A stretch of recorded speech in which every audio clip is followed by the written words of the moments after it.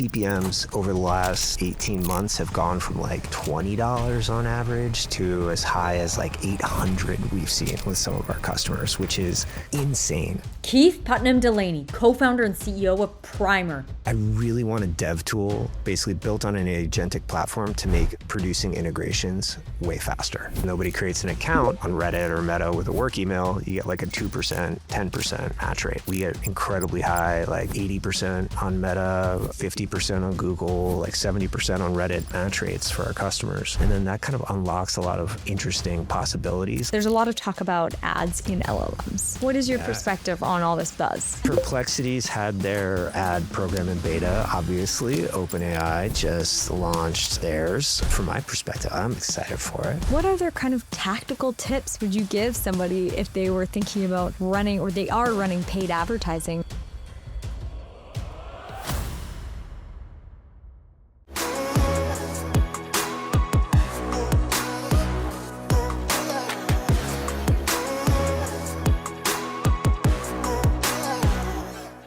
Keith, welcome to GTMnow. Hey, Sophie, thanks for having me. Yeah, it's great to have you here. We're going to cover everything paid, and there's a lot to cover, but let's start off with the high level structural changes, because we always say, with AI, there's a lot changing in terms of, from the investment lens, where value accrues. With product being easier to build, that value shifts over to distribution. We're seeing the same kind of structural changes happen to specific areas. What's happening with paid?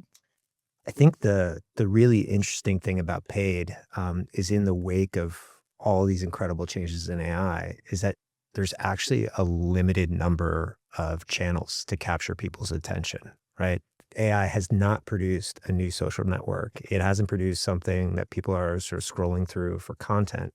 What AI has instead done is it's sort of glutted the existing channels with more content. So you have essentially a supply and demand problem.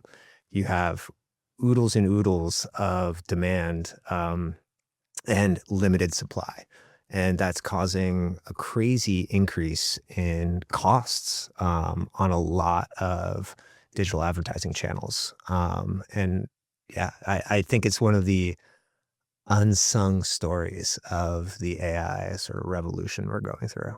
And with these rising costs, how should people be thinking about their acquisition motions? Yeah, well, what's really interesting, if you, again, think about AI and go to market more broadly, it's also created a glut on outbound. And everybody's talking about the decrease in effectiveness on outbound these days. So it's sort of like, all right, what do you turn to? I think a lot of people are looking at community and kind of field marketing and events again, which is cool. And then on paid, I think a lot of people are left kind of scratching their heads a bit, which is too bad because there definitely are opportunities. Reddit is seeing a surge in B2B demand lately. We are seeing more and more brands interested in trying to get Meta to work for them. Some very brave B2B brands are exploring TikTok. So there's definitely opportunity there. It's just that LinkedIn and search have diminishing returns at the moment. It seems like for most of the data that we look at. Yeah. Yeah. You nailed on the head where a lot of people are scratching their heads, and you named a few channels there. Can we actually go through each of the channels and kind of break down what has changed now with AI and what people should be thinking about with each channel? Like what's effective, what's not? Yeah. Where should people be spending their dollars? Totally. So with AI, let's talk search, because it's always kind of like the bread and butter default channel that marketers go to because it's high intent, right? Somebody's searching for something, they want that thing. The AI overview is sort of killing search slowly but surely, especially unbranded search. AI answers are popping up the majority of time in something like Google and more in Bing too. So what are people doing? What's still working? They're investing the money in competitor keywords, right? So they're bidding on anybody and everybody that's a brand name that might be related to them. That's working. It's still actually proven to be quite effective. It may continue to work for a while, but it also will suffer from diminishing returns as everybody else starts doing it. I have to say, I can't tell you, every time I search for a brand, Yeah. I'm scrolling down 6 Totally. different ads before I actually get to the organic page of that brand. And it's really interesting. Google's like, no, we're not going to do, like, when people are searching for brands, we're not going to do AI answers because they need to still make money, right? To fund all those CPU costs. So that's search kind of in a nutshell. On LinkedIn, wow. I mean, LinkedIn is just like CPMs over the last 18 months have gone from like $20 on average to as high as like 800 we've seen with some of our customers, which is insane. So a lot of people are looking for efficiencies there. There's still really cool kind of ad formats that LinkedIn's playing with. Thought leadership probably being the one that's getting the most attention right now. Their CTV placements are actually still pretty effective. And the neat thing about CTV is you can't skip it, which is kind of fun. So those are the kind of the two default channels I would say for B2B marketers. I think one of the things that a lot of folks don't realize is that there is the opportunity and possibility of unlocking more traditionally B2C channels. I think Clay just rolled out their ads product. I think it's a really interesting sort of signal that they see opportunity in helping users kind of stitch together, helping their customers stitch together identity between kind of like the LinkedIn level and that, B2C Instagram, me at night sort of doom scrolling. Yeah. All humans at the end of the day. Totally. And human behavior may look different B2B to B2C, but truly it's just humans. Yeah. Now, I'm asking you all these questions about channels specific to paid because you are yourself an expert in the area. For anyone unfamiliar with Primer, can you give a little bit of context to what you're building? Sure. So my background wasn't always in paid. I used to be more of a kind of a brand marketer. And then I got really intrigued by data and targeting because at the end of the day, marketing doesn't really work if you can't get it in front of the right audience. And what we've built essentially at Primer is a targeting layer. So one of the main problems with kind of trying to target people on Meta or Google or TikTok or Reddit is they don't have those B2B sort of filters built in natively, right? So most folks try to upload a list of work emails, right? And because nobody creates an account on Reddit or Meta with a work email, you get like a 2%, 10% match rate. We can change that. And we do. We get incredibly high, like 80% on Meta, 50% on Google, like 70% on Reddit match rates for our customers.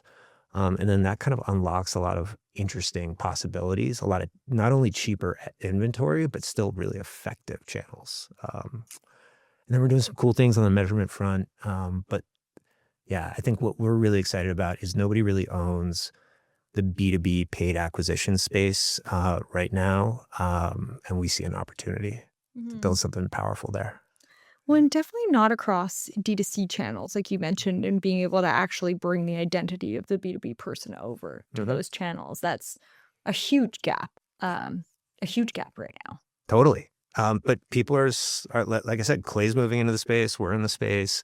I think people see that the economics of these sort of two default channels aren't really working and they're looking for new opportunities. And where the money goes is where the startups will go. And what does that actually do for any kind of measurement? Because I think that's a huge constraint for a lot of people that are, behind the concept of, okay, we're humans, we spend time on all these different platforms, we're all scrolling different various things at night. But it's so hard to measure. I know. It's so hard to measure. And especially because, we might scroll something on Instagram tonight, but a lot of the time a demo, for example, might be booked on desktop in the daytime. So that you've kind of got the channel fragmentation and expansion, whichever is more suitable there. And then you've also got, it sounds like, the device fragmentation too. Yeah. And the device fragmentation is sort of not something I think marketers give enough credit to. Even on LinkedIn, the majority of your engagement on LinkedIn is on mobile these days, not on desktop. So LinkedIn is the easiest to attribute because it's still people go on desktop, they're at work, they scroll through LinkedIn, they click on the ad, they go all the way through and they sign up. which is great, ideal. I wish everybody did that. But they don't. Yeah. So the challenge, and there is no easy answer. If somebody had nailed attribution, I mean, attribution is where so many startups have gone to die. So attribution is tricky, but I do think like it's just a process of triangulation. Ultimately, my friend Pranav over at Paramark is doing some cool things on the incrementality and media mix modeling side of things. I think that's where a lot of the future lays for the sophisticated paid teams and for earlier stage marketers. You really have to kind of not just look at first touch, last touch. You really have to sort of embrace causality. Like you have to do holdout groups. You have to, even something simple like, hey, we turned up the dial on Meta. We saw a ton of leads come in May. We turned it off in June. We saw a significant drop. There's a strong correlation there. All right, Meta works for us. Let's keep investing. It doesn't tell you how much to invest, but at least it gives you signal. Yeah, directional data. Is holdout groups the best way for people to do that? 100%. Yeah, holdout groups are the statistically proven way to do it, right? You basically have a control population, doesn't see this ad campaign, and exposed population that does. You compare the conversion rates, all other marketing touch points being equal between the two groups, and you see if there's a statistical lift. And like, honestly, it's sort of going back to the good old days of like Mad Men advertising. Yeah. That's what they do, you know? Yeah. Zoom is super famous for their, they never did any digital advertising, right? Only out of home and kind of sponsorships. And they would just compare markets. Yeah. Right? And they would look in Google Analytics and just compare Nashville versus Louisville, 100%. Yeah. And a lot of companies are doing that now, and for out of home, just as it's grown, Right. That is the best way. And it's funny, we've just overcomplicated things with attribution when in reality, it's more the directional side, like you said. Totally. Yeah. And it's hard to build a model. Everybody wants a model that's perfect. Yeah. And it just doesn't exist. Yes, Sucks. 100%. Well, you mentioned something that's super important, statistical significance, even if you're doing holdout groups.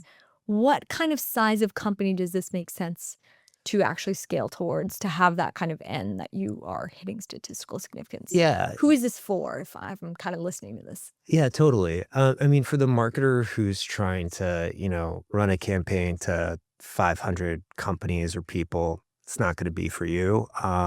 But you can do it with relatively small sample sizes these days. Like even a 5,000 person audience, given it enough time, you can get to stat sig. Yeah. That's pretty doable for a lot of companies. Totally. And what about channel? Let's say you said the starting place is 5,000 people. What about a channel starting place? If you're, advising any kind of companies and marketers building, is there a channel that they should be starting with, or is that perhaps nuanced to each company? I still think the easiest place to test is LinkedIn. Right. Yeah, just because they've got the filters built into their product, right? You can define your ideal customers right there and try to go after them. So it's definitely the easiest place to test. One of the things that I'm really hoping that we'll get into as a company in the next year or so is the barrier to entry to testing advertising is just very high, right? Because the cost of experimentation is really high. Yeah. That's one of the things I think about a lot is if I was a kind of solo founder or seed stage startup, how could I be comfortable making this investment and expecting that it won't just be lighting $20,000 on fire, which to me might be a lot of money at that stage. For sure. It's something that I think we're going to have some cool features around at some point. Ooh, very cool. We'll have to revisit this when it comes out. Super exciting. But you're right. It is a hard barrier, kind of higher barrier to entry. And Totally. maybe just as we talked about at the beginning, certain areas become a little bit more commoditized, if you will. That is one area that kind of retains that barrier to entry is paid. Yeah. So when we think about at the macro level, where are those areas and gaps and opportunities? And you called out a few different channels, including community, including paid. Like, where does paid sit in terms of kind of where people are going? Are you seeing an uptick? Are you seeing people pull spend out? No, What's happening? I think we're seeing people double down Yeah. on paid, in part because outbound is, I mean, paid is the top channel for most companies.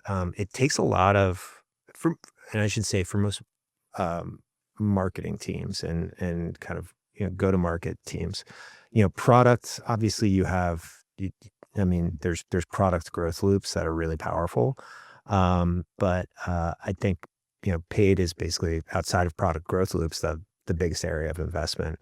And as outbound really decreases in effectiveness, people are pouring more money into paid because they can still make the ROI pencil, even though it is getting more expensive. And what I think as a result, though, of that increase in cost is they're turning to the channels where it's cheaper to advertise and where they can still get that ROI. Which are the Reddits, like you said. The Reddits, the Meta, the Instagrams, the places where people, like, where they're attending, and it's sort of kind of an obvious thing, but it's like that's where people are spending their time. You should be where they are to begin with. Even if LinkedIn wasn't so expensive, you should probably still be on Instagram because that's where your audience hangs out. Yeah. Definitely. No, it makes sense. Are you seeing a certain kind of split between channels that people diversify across, or is that quite variable from company? Just as, marketers are thinking about their channel diversification. Yeah, I think it's somewhat persona dependent. Yeah. So Reddit, right, isn't for everyone.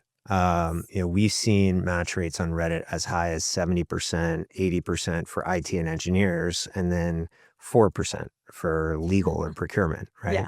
Because it's a smaller community, and not everybody's on there. I think the same, like, it's actually really interesting to think about the channels where people aren't on LinkedIn, Yeah, 100%. Like doctors, not on LinkedIn. People in education, not on LinkedIn. So those are some of the things that I think are actually, like, kind of quite interesting, is it really varies by persona.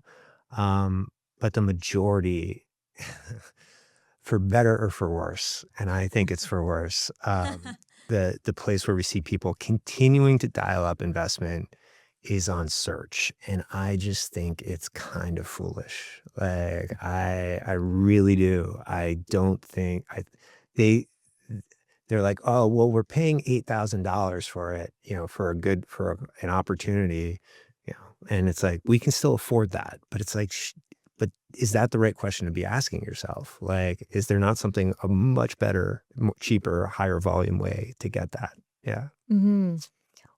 Yeah. Why are people spending more and doubling down then if it's only getting more expensive? That's a great question.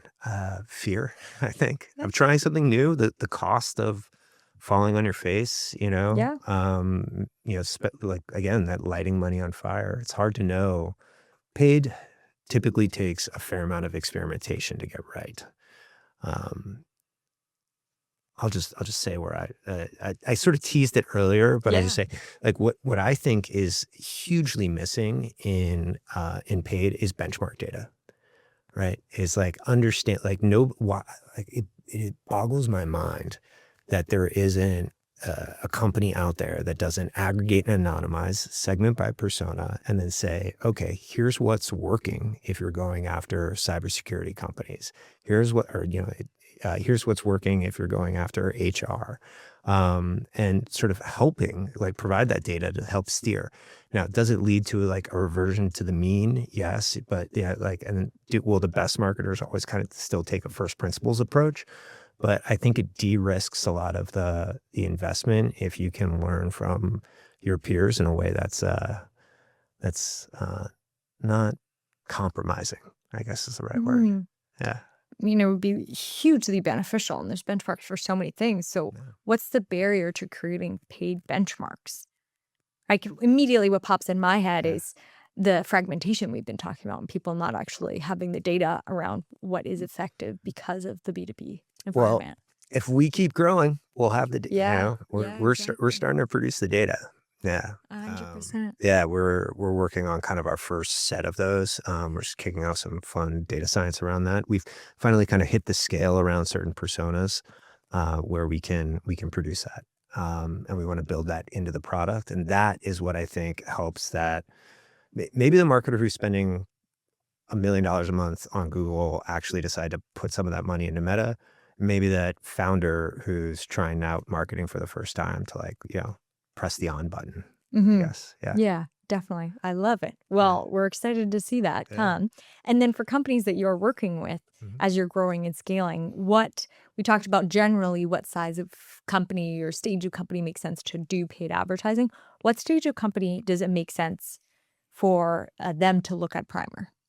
Typically, we currently, right? I Yeah. think it's going to change. But currently we serve companies with, that are already investing about $10,000 a month on average in ad spend. That's sort of the litmus test we found for all right, we've got a motion, it's working. How do we, and it's enough where we can make it more efficient, basically.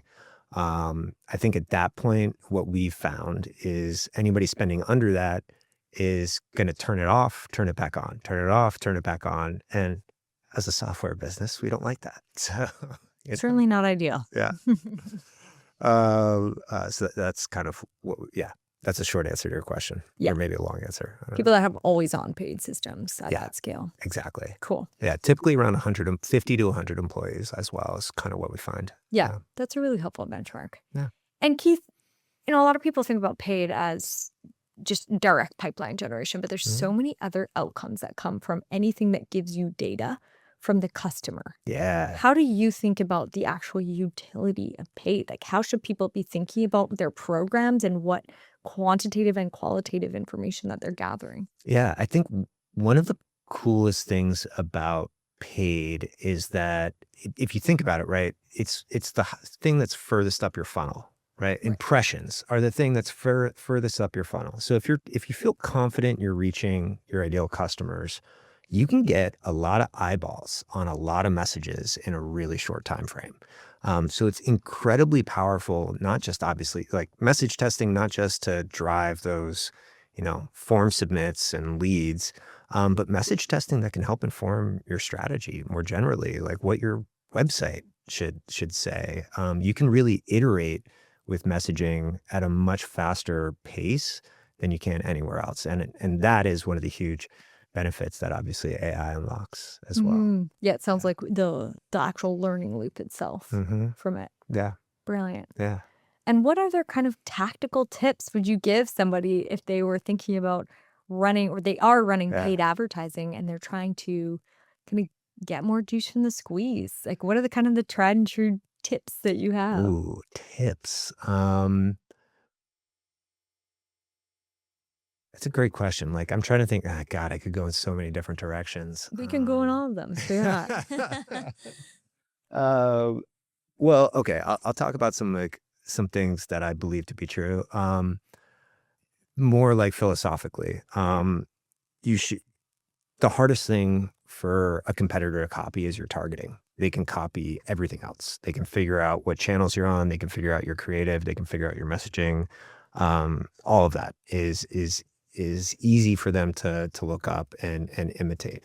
They can't figure out your targeting. So that can be a unique competitive advantage. Brandon Cammy, the former head of growth at Rippling, he and I used to talk about that all the time.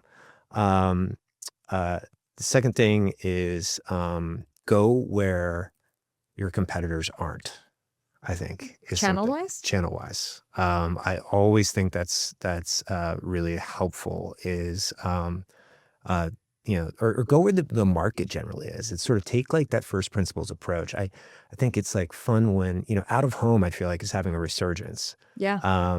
Because it was these channels or these tactics are cyclical, right? Everybody rushes in to do field marketing. That's going to decrease in effectiveness. So what's the thing they're not doing right now? The other tip I have is, or kind of more philosophically, I guess it'll be my third point, is I think these days, buying credibility has to be a huge piece of your marketing strategy. what I mean by that is you look at what's happened in B2C marketing. Influencer is and it's already happening in B2B, but I really do think that we're only at the beginning of what that really looks like. And one of the fastest ways you can grow is buying that credibility from people who already have the audience, as opposed to trying to create it yourself. And I think also because of some trends in B2C, people don't seem to really want to hear from brands very much these days. They want to hear from trusted people, yeah, that they feel a connection to. Yeah. What influence does that last point? And those are all fantastic points. Yeah. What influence does that last point have on companies' approaches to more programmatized platform paid spend? Like you're talking about Meta, we're talking about LinkedIn. Yeah, but totally. when we talk about the creator space, which you're right, I think is like the early days of Early B2B. days. Yeah. What does that actually do to somebody sitting in the seat being like, where do I allocate my money? Okay. So there's vehicles for accelerating that with paid. Like those tools exist. For example, on Meta, this has happened for a long time, where if you get an influencer can share their basically give you access to their brand, and then you can promote their content. You can basically boost their content, which you can do on with paid LinkedIn dollars. too. And you can do that on LinkedIn. And then LinkedIn came out with that 6 to 12 months ago. Yeah. And I honestly don't see many brands doing that yet. And that promoted thought leadership, that's not from someone within your own company. That's from someone outside your company. I think that is probably, that's a hugely undervalued tactic. Yeah. I like it. I like it. That's interesting about Meta too, because I know a lot of marketers are working that on the LinkedIn side or wanting to do more of that on the LinkedIn side, but haven't, doubled down enough on LinkedIn itself if that's where they want to start. Right. But certainly haven't crossed the chasm to Meta. No, and I don't think many B2B marketers are doing it on Meta at all. I do think that's just a big opportunity though. Yeah. So one thing you mentioned, Keith, was the actual targeting is something that your competitors can't copy. So if we talk about defensibility overall and paid, what happens to the creative side? Man, well, I think a lot of creative, LinkedIn is just so bad, but at this, like they don't have nearly any of the tools that Meta's probably the best, Google's second best. LinkedIn and Reddit are the worst. On Reddit though, I'll actually give like a quick aside. The key for Reddit is just making your ad content appear native, which is actually easy to do if you're thoughtful about it. I think where ad content on Reddit fails is when it's like you're in the middle of a subreddit and it's just like ad, people just glaze over it. But if it looks like it's actually a thoughtful post, people will engage with it. Shout out to Jason Laritson at Confluent for kind of that playbook. In general, though, I think what's happening with creative is unlike on Meta and Google, is the dynamic optimization is huge. So you just basically have to feed the algorithm enough variance and enough mix of different formats and messages, and it will end up picking the winner. And it's getting better and better at that. Yeah. LinkedIn's got a long way to go though. So would that be almost that kind of moat in a way, is your variant? Yeah, I mean, your variance. Your ability to iterate variant and produce variants, particularly video, is really, really important. That is a moat, or it's something that it's a muscle, I would say, that is important to develop. And there's lots of cool tools out there to help with this, like Opus Pro, something I use a lot, Riverside, and there's tons, CapCut, all of it. And that's only going to get better and better and better with AI. Yeah. And easier and easier and easier. The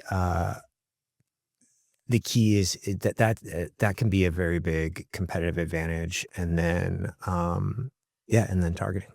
Yeah. How do you feel about AI videos? You work with so many different companies that are iterating on all their different video variations. Yeah. What's happening there? Have any like really dove into pure AI variations? I haven't seen much of it yet. Okay. Yeah, I really haven't. Mhm. Yeah, I don't know. I feel like it has to happen at Yeah. some point. I see a lot more like kind of AI edited, like, AI B-roll mixed in. Yeah, but I haven't really seen a ton of like purely AI output Hmm. content. Yeah. And I'm curious what that does for paid, both on the video and the image side. Hmm.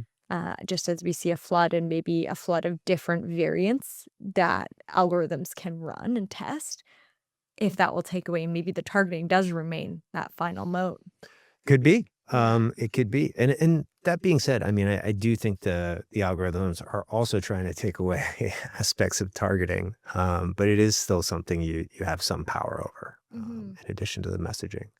The last thing I'll say is like if you're not pushing conversion data back into these platforms, you're really in trouble to get success. Tell us more about that. Well, all right. So if ultimately if all these ad platforms are basically saying, trust the algorithm, trust the algorithm, trust the algorithm. What is the algorithm going to optimize for? It's going to optimize for whatever signal you feed it, right? So it's going to say, all right, you want form submits. Great. I don't care how good those form submits are though, right? Because I'm just the algorithm. I want to serve your ads as much as possible.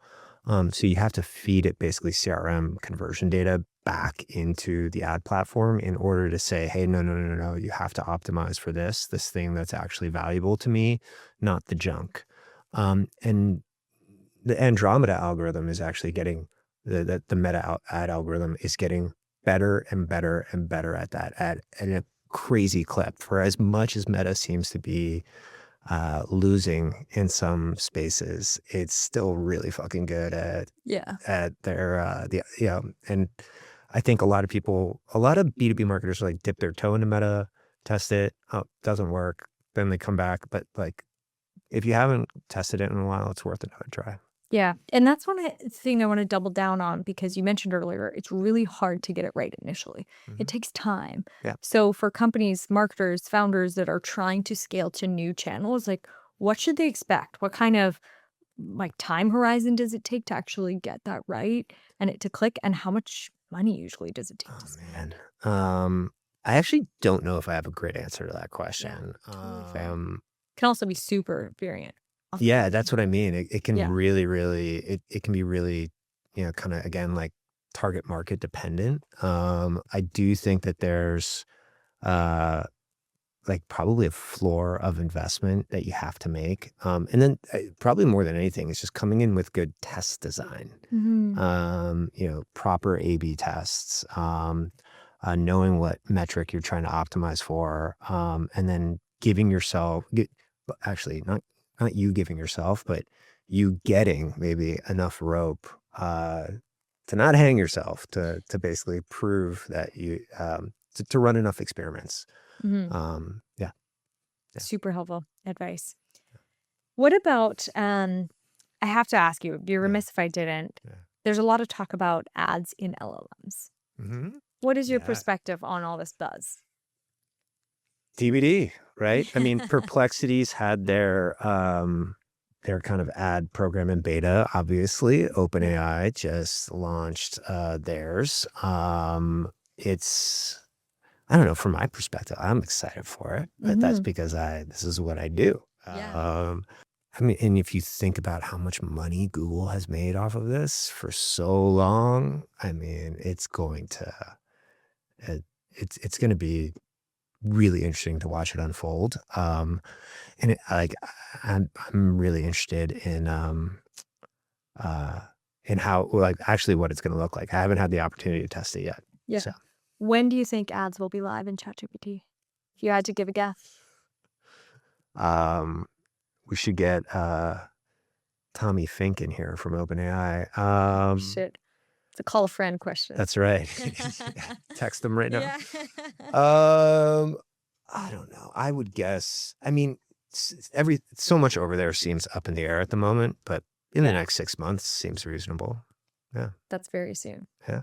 That's Think very so. soon. they got to make some money if they want to IPO, Yeah, monetize those free exactly. users. 100%. And I mean, I said ChatGPT, but it goes for every LLM.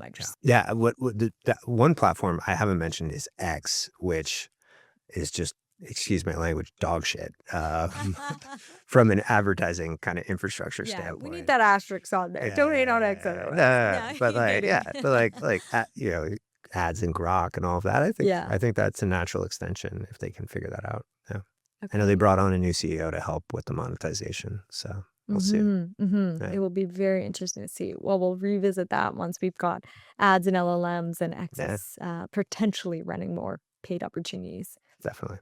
Well, great. We've talked a lot about paid advertising itself, but what we haven't yet covered is yourself as a founder. Love to hear, now you're over 6 years into building and you've got incredible operating experience also. Like, if you look back in time, what have been some of, the biggest lessons that you wish somebody had told you earlier in your founder journey that you would then pass along to someone else? I think everybody did tell me. That's the problem. I just didn't listen. No, I mean, I joke that this is the most expensive MBA anybody's ever paid for. Yeah. Thank you to my investors, the GTM fund. Our pleasure. Yeah. I mean, it's been, there's so many, statements about being a founder. One of the ones I love a lot is, failure is a symptom of iteration, right? We have failed so many times. We launched a product, got great traction, pivoted it, got great, went down to nothing to like make it a subscription product, got it back up, went down to nothing, and then went into the dark for 9 months and rebuilt and pivoted again. And that many times at bat, it takes that, that grit that people talk about, that belief, that like irrational belief that this thing needs to exist, which, paid advertising, not everybody would argue needs to exist, but I mean, it kind of does. It kind of does. Like, it's kind of one of the few things that actually has to exist. Because if you have these platforms that have advertising potential, like, you need to be winning on them. You need to. Yes. I know. I meant more like, existentially. But 100%. But so it's like a weird thing to feel so deeply passionate about. Like this is something I geek out about. But I don't know. It's just everybody talks about the roller coaster. All those things, all the cliches are absolutely true, but you don't really realize they are until you go through it. Yeah. I guess told yourself at like that hardest 9-month period. Not to take it out on my partner. Yeah. That was really important. It took me a long time to realize that I was the one responsible for my own happiness. I couldn't seek affirmation or sort of like, sympathy from somebody where it was just unfair to ask it from them, right? Like I should be able to give that to myself. Was kind of like, that was a big unlock that helped me outside of work, have a healthier relationship with my work. That was big. It's okay to have panic attacks. It's normal. Get help, like talk to people, get help. That's really important. That's very important. I think, and that's one of the things that's changed a lot in Silicon Valley in the last, 5 to 10 years, is like the embrace of mental health for founders. I think that's really cool. And then, just recognize those moments where, it can be just like a simple fork in the road. You could say, all right, I'm done. What does that mean for me? Or I want to keep going. What does that mean for me? And just, kind of analyze those two options and pick the one that's right. I decided to keep going, and for better or for worse, seemingly for better. But there's costs to keeping going too, that you just have to pay in terms of your relationships, the opportunity cost potentially to your career. If it does, because there is still no guarantee that even if you do decide to keep going, that it's going to work out. Right. So, a lot of things to weigh, but you're absolutely right. It's a very kind of beautiful time to see people being so much more open about their mental health for founders and just for overall humanity. It's a cool evolution that we're seeing and we're continuing to see. Amen. And as you've kind of gone along the founder journey, have there been any particular books or things that you've read that have really helped you in whatever Yeah. capacity you found? Um, you know, the books that have helped me the most, if I'm being totally honest, Yeah, 100%. uh, it's kind of like escapism. Like Yeah. for me, at the end of the day, it's funny. I know I should do more business reading, Yeah. but but I just like at some point I just need to unplug and fall into a different world. So I'm like a big sci-fi fantasy nerd. Oh, I love it. That's one thing, but that's kind of a BS answer. No, it's not a BS answer at all. Actually, I read fairly recently something that was talking about the cost of actually not reading fiction anymore, just as Mm, people are consuming more short form videos and yeah, reading just pure business books is the imagination and what yeah. that does for your actual creativity, for marketing, for the ad creative, for actually thinking through these campaigns because suddenly you're served the experience visually instead of reading the words and actually envisioning what that sci-fi world looks like to yourself. So it could actually have Wow. downstream effects. You're making me feel good about, yeah, Yeah, my no, choices now. Thank you. 100%. Yeah, Yeah, yeah. There's love that. there's downfalls to all these or little trade-offs to all Yeah, the evolutions and things that we are doing right totally. now. Um, I will say though, on more of the coming back to the mental health side, I think Untethered Soul was really a Such a good amazing unlock for me, read. to kind of, let go. Yeah. Anyway, mindful on the mindfulness journey, I'm still very much on, but Yeah. that has helped enormously. Um, I mean, I could rattle off business books, but I actually think that those, if I'm being like really genuine, those are my two answers. That's Yeah. the only answer we take is the Yeah. genuine one. So those are fantastic Yeah. answers. I love it. And AI. Okay. Yeah, more of the personal AI side. Yeah. But of course, as you're building, you've implemented some really innovative AI solutions and you're personally using it and your team is using it. I'm curious if there's been any specific use cases that you use other than your product, and of course, on the paid media side, but for yourself, company building that, are less obvious but have been really helpful in your journey. Yeah. I mean, I'm sort of waiting for someone to create. I really want a dev tool that's, basically built on an agentic platform to make producing integrations way faster.